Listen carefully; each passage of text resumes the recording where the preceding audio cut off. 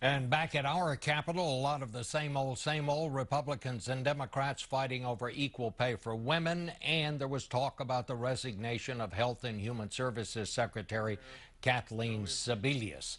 We're going to talk about that now. First, with Republican Congresswoman Marsha Blackburn. She's in Nashville this morning. Congresswoman, thank you for joining us this morning. Well, you were in New Hampshire yesterday with a lot of the Republicans who are thinking about running for president. What did you find? Was there any consensus among them about what the resignation of Kathleen Sebelius means, and is it going to quiet the controversy over Obamacare? No, it's not going to quiet the controversy, Bob. I think it's quite the opposite. What it has done is to elevate some of the concerns.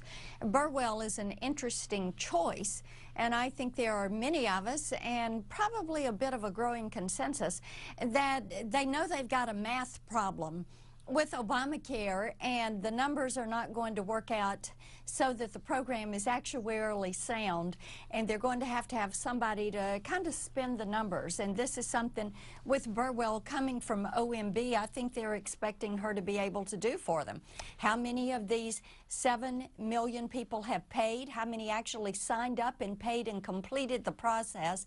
How many got subsidies? How many are on Medicaid? How many are young? You know, if those numbers don't work out exactly right, they've got a big funding issue on their hands. Well, will Republicans still run on repeal and replace, or will they offer something different, or will they try to fix this system that we now have?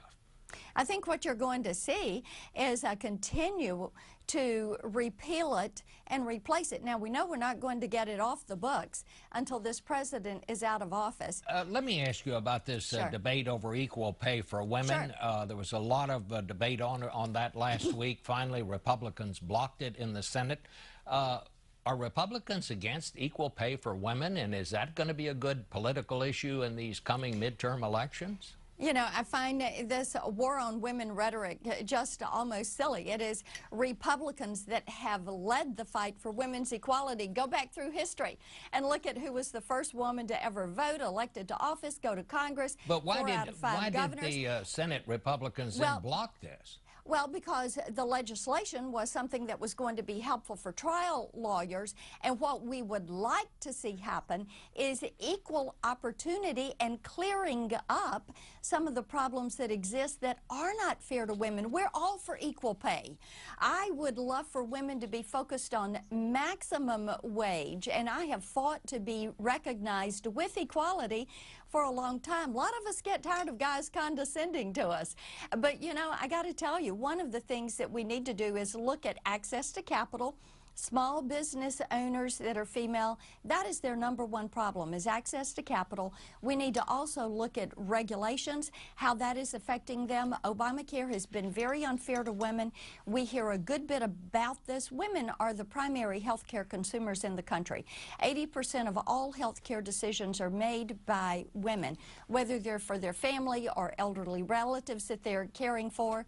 So I think that, and by the way, the White House paying women 88 cents for every dollar that a guy earns in comparable positions. And that's, you know, they need to go clean up their own act first. All right, we have to stop there. There's so much news this morning, Congresswoman. We'll get the other side of this from the Democrats, but thank you. Thank you.